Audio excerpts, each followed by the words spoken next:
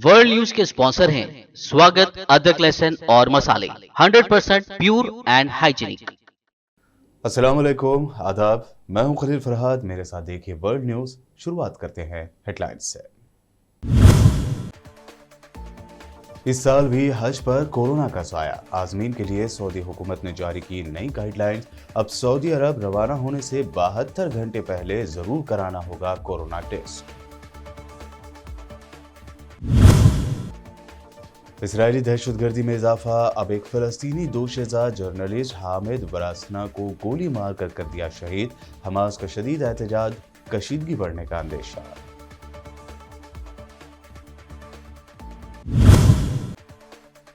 America में firing के वाक़यात में इजाफा। अब ओक्लाहोमा के एक अस्पताल में कातिलाना हमले में 4 अफराद हलाक। हमलावर ने खुद को भी मार ली गोली।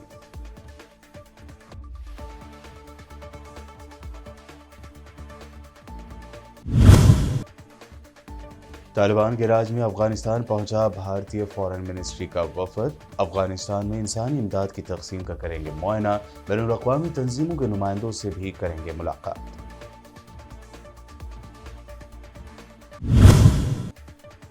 दिल्ली के हेल्थ मिनिस्टर सत्येंद्र जैन की गिरफ्तारी के बाद अब केजरीवाल ने डिप्टी सीएम मनीष सिसोदिया की गिरफ्तारी का जाहिर किया अंदेशा। कहा, मोदी जी हम सबको एक साथ ही कर लीजिए गिरफ्तार।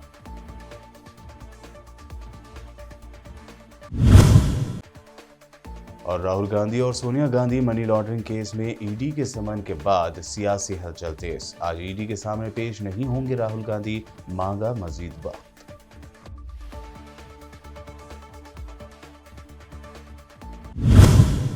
और अब पेश खबरों की तफसील। इस साल भी हज पर कोरोना का साया मंडरा रहा है।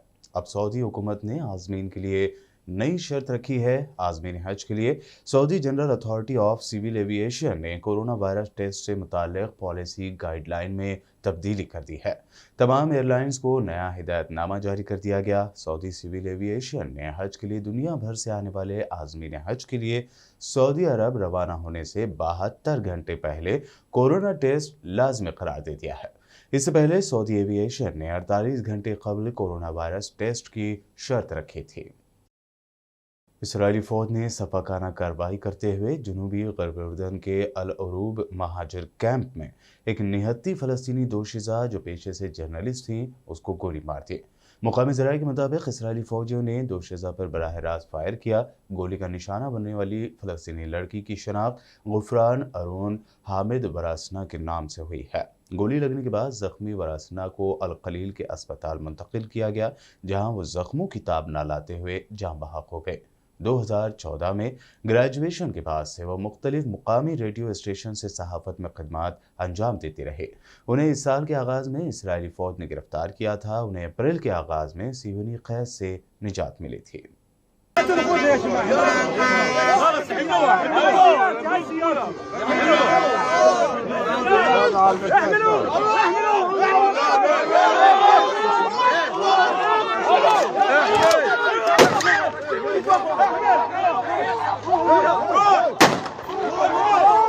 روحوا يا شباب، روحوا فيها ولا تعطوهم اياها. والله اوعى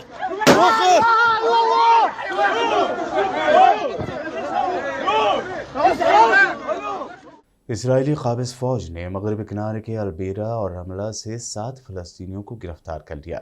हिरासत में लिए गए अफराद में 4 मासूम बच्चे भी शामिल हैं। मुकामी ज़राए ने 4 बच्चों जिनकी उम्रें 13 साल के लगभग हैं उन्हें गिरफ्तार किया, जबकि काबिज़ फ़ौज के दस्तों ने रमला के मगरब में अलमदिया गाँव से 2 नौजवानों को उनके घरों में घुसकर गिरफ्तार किया। इसराइल की जेलों में इस वक्त तकरीबन 4700 फ़लस्तीनी कैद हैं, जिनमें 170 मासूम बच्चे भी शामिल हैं। अमेरिका में फिर एक मरतबा कातिलाना फायरिंग का वाक़या पेश आया है। अमेरिकी रियासत ओक्लाहोमा में एक अस्पताल की इमारत में फायरिंग के वाक़े में पुलिस के मुताबिक अब तक 4 अफराद हलाक हो चुके हैं। खबर रसा इदारे एसोसिएटेड प्रेस के मुताबिक ओक्लाहोमा के शहर टेल्सा के महकमा पुलिस के डिप्टी चीफ एरिक ने मीडिया को बताया कि फायरिंग करने वाला मुसल्लह शख्स भी खुद को गोली मारने के बाद हलाक हो चुका है।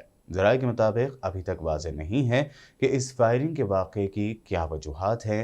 लेकिन एरिक के बयान के मुताबिक मुसल्लह शख्स के पास एक हैंडगन और एक राइफल थी। अमेरिका ने यूक्रेन के लिए $70 करोड़ मालियत के नए फौजी इमदादी पैकेज का बाज़ाब्ता ऐलान किया है। इसमें तवील फासले तक मार करने वाले रॉकेट सिस्टम भी शामिल हैं।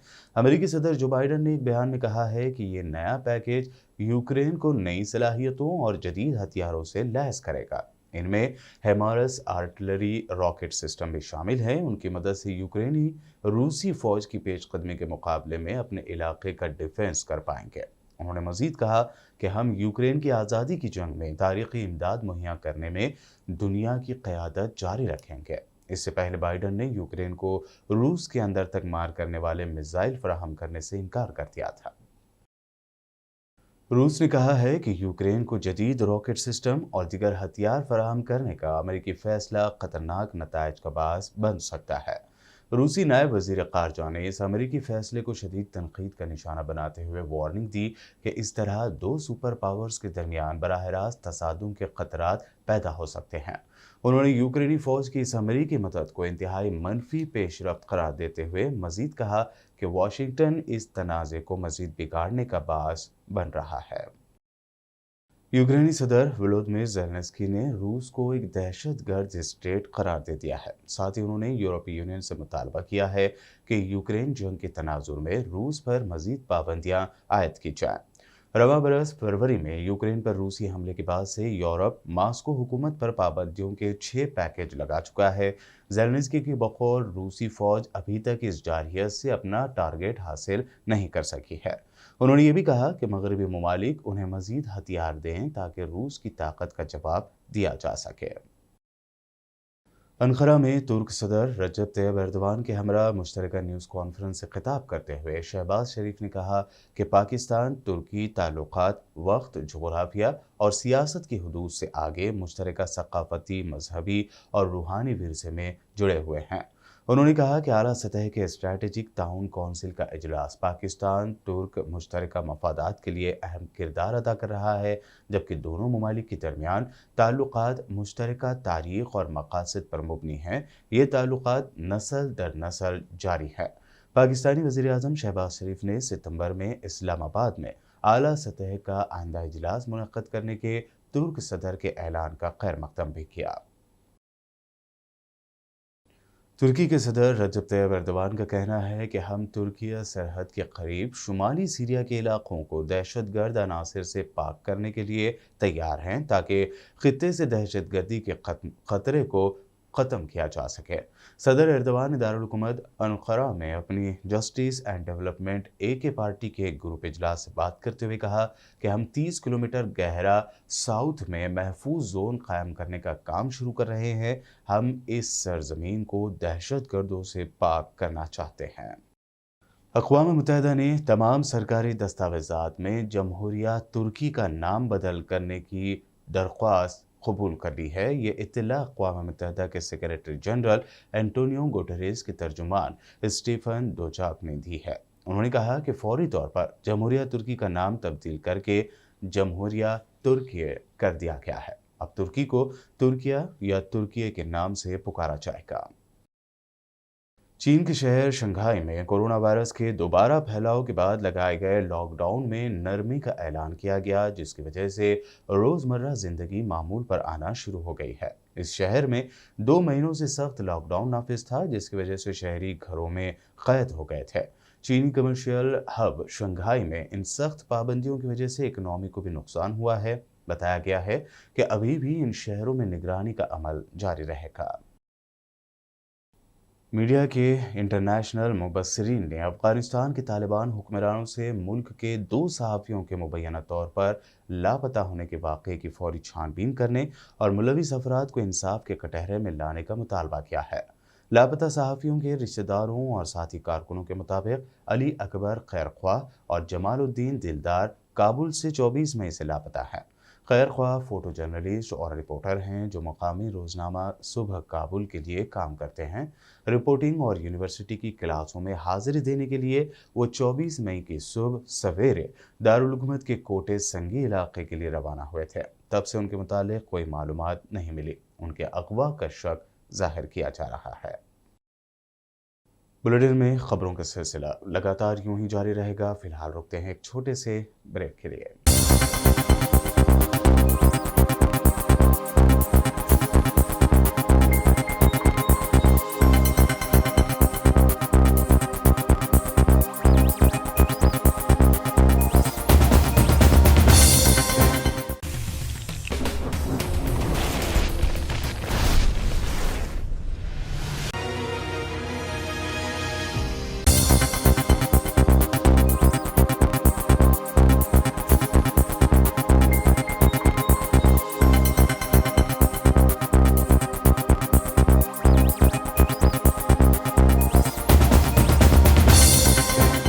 ब्रेक के बाद आइए आगे बढ़ते हैं और अब देखते हैं मज़ीद अहम खबरें। अफगानिस्तान पर तालिबान के कब्ज़े के बाद पहली बार हिंदुस्तानी वज़ारत ख़ारजा के जॉइंट सेक्रेटरी की क़यादत में एक टीम ने काबुल का दौरा किया है। इस हवाले से वज़ारत की जानिब से जारी करदा इश्तिहार में बताया गया कि ये टीम हिंदुस्तान की जानिब से अफगानिस्तान में इंसानी इमदाद की तकसीम को देखने के लिए काबुल गई है। दौरे के दौरान टीम इंसानी इमदाद की तकसीम में शामिल बैनुल-अक़वामी तंजीमों के नुमाइंदों से मुलाकात करेगी। इसके अलावा टीम की मुख्तलिफ जगहों का दौरा भी मुतवक्को है जहां हिंदुस्तानी प्रोजेक्ट्स पर काम हो रहा है। दिल्ली के हेल्थ मिनिस्टर सत्येंद्र जैन की गिरफ्तारी के बाद अब दावा किया जा रहा है कि डिप्टी सीएम मनीष सिसोदिया को गिरफ्तार करने की तैयारी है। ये बात कोई और नहीं, खुद सीएम केजरीवाल ने कही है। उन्होंने पीएम मोदी से गुजारिश की कि हम सबको यानी तमाम आप लीडरों को एक साथ गिरफ्तार कर लीजिए। हमें राजनीति समझ नहीं आती। कुछ लोग कहते हैं ये हिमाचल के चुनाव की वजह से किया जा रहा है, कुछ लोग कहते हैं ये पंजाब चुनाव के नतीजों का बदला लिया जा रहा है। हमें नहीं पता क्या कारण है। जो भी कारण है, हमें गिरफ्तार होने से डर नहीं लगता, पर सबको एक साथ करवा लो। आपने 5 साल पहले भी हम सब पे कई कई रेड करवाई थी, किसी के यहाँ 1 पैसे की चोरी नहीं मिली। हमारे 20 से ज़्यादा एमएलएज को गिरफ्तार किया गया, सारे के सारे कोर्ट से छूट के आ गए। सब मामलों में कोर्ट ने जांच एजेंसियों को खूब डांटा कि ये क्या कर रहे हो। आज हम हर जगह गर्व के साथ मजाक में कहते हैं कि हम सब लोग मोदी जी से ईमानदारी का सर्टिफिकेट लेके आए हैं। अब फिर से ये जेल जेल का गेम शुरू हो गया। तो हमारी आपसे हाथ जोड़ के बस एक विनती है, हम सबको एक साथ गिरफ्तार करके सारी जांच करवा लीजिए। मुझे पूरा विश्वास है एक बार फिर से हम आपसे देश की सबसे ईमानदार और देशभक्त पार्टी का सर्टिफिकेट लेके जाएंगे। जय हिंद। कांग्रेस लीडर राहुल गांधी आज 2 जून को नेशनल हेराल्ड से मुताल्लिक मनी लॉन्ड्रिंग केस में पूछताछ के लिए ईडी के सामने पेश नहीं हो पाएंगे। इसके लिए उन्होंने वक्त मांगा है। राहुल फिलहाल गैर मुल्की दौरे पर हैं। उन्होंने 20 से 23 मई के दरमियान लंदन में मुनक़दा तक़रीबात में शिरकत की थी। उसके बाद से वो हिंदुस्तान वापस नहीं आए हैं। 5 जून तक उनकी हिंदुस्तान वापसी के बारे में इत्तलात मौसूल हो चुकी हैं।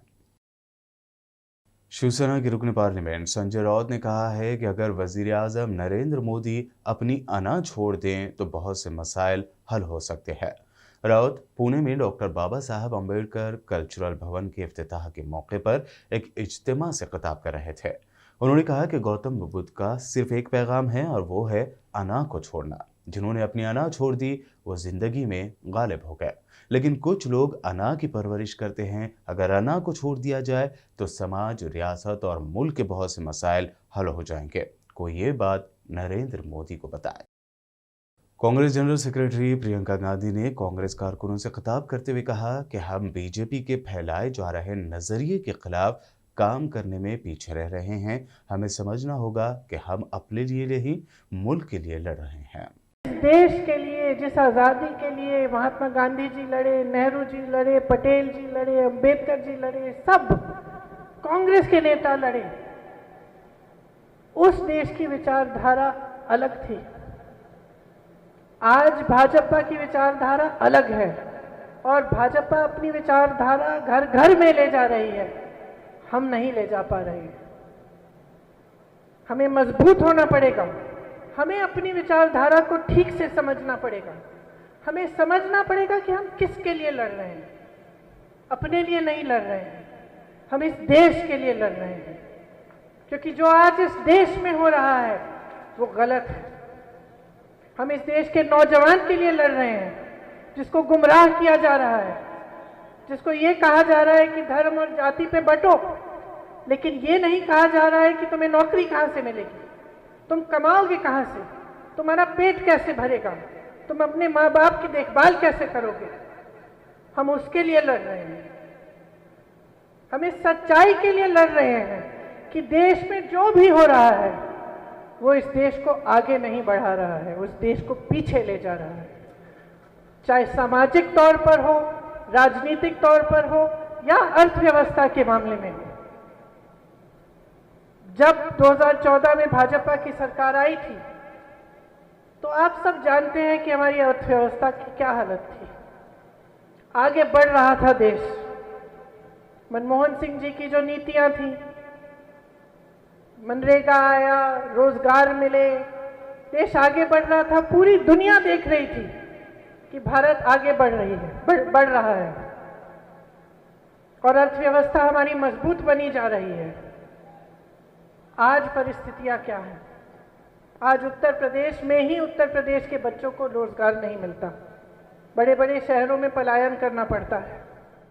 आज 2 जून को तेलंगाना फॉर्मेशन डे मनाया जा रहा है। इस मौके पर मजलिस इत्तेहादुल मुस्लिमीन के सरबराह बैरिस्टर असदुद्दीन ओवैसी ने भी ट्वीट करते हुए तेलंगाना यौम तासीस की मुबारकबाद दी है। असदुद्दीन ओवैसी ने ट्वीट करते हुए लिखा कि तेलंगाना रियासत की यौम तासीस पर सबको मेरी मुबारकबाद। उम्मीद है कि हमारी रियासत तरक्की और अमन की राह पर गामजन रहेगी। तेलंगाना बहुत सी सकाफ़तों, ज़बानों और मज़ाहिब का घर है। मुझे उम्मीद है कि ये बाकी भारत के लिए एक खूबसूरत मिसाल बनी हुई रहेगी। जय तेलंगाना। जम्मू कश्मीर के शोपियां ज़िले में जुमेरात को किराए की एक प्राइवेट गाड़ी में धमाके में 3 जवान जख्मी हो गए। कश्मीर के inspector general of police Vijay Kumar ने कहा कि धमाके की नोयत की जांच की जा रही है। धमाका आईईडी, दस्ती बम या बैटरी की खराबी के बायस हो सकता है, जिसकी पुलिस जांच कर रही है। ताहम ज़राए के मुताबिक धमाका बैटरी की खराबी के बायस होने के बारे में बात कही जा रही है। आखिर में हेडलाइंस पर एक और नजर। इस साल भी हज पर कोरोना का साया। आज़मीन के लिए सऊदी हुकूमत ने जारी की नई गाइडलाइंस। अब सऊदी अरब रवाना होने से 72 घंटे पहले जरूर कराना होगा कोरोना टेस्ट। इजरायली दहशतगर्दी में इजाफा। अब एक फ़लस्तीनी दोशीज़ा जर्नलिस्ट हामिद बरासना को गोली मारकर कर दिया शहीद। हमास का शदीद एहतजाज, कशीदगी बढ़ने का अंदेशा।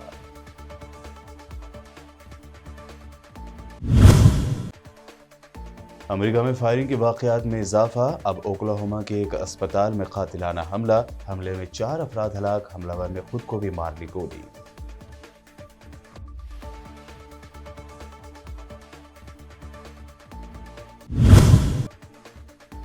तालिबान के राज में अफगानिस्तान पहुंचा भारतीय फॉरेन मिनिस्ट्री का वफद। अफगानिस्तान में इंसानी इमदाद की तकसीम का करेंगे मुआयना। बैनुल-अक़वामी तंजीमों के नुमाइंदों से भी करेंगे मुलाकात।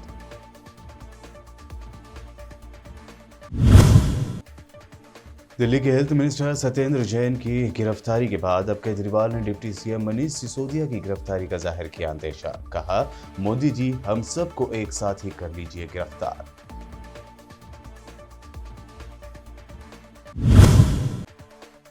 और राहुल गांधी और Sonia Gandhi money laundering case में ईडी के समन के बाद सियासी हलचल तेज। आज ईडी के सामने पेश नहीं होंगे राहुल गांधी, मांगा मजीद वक्त।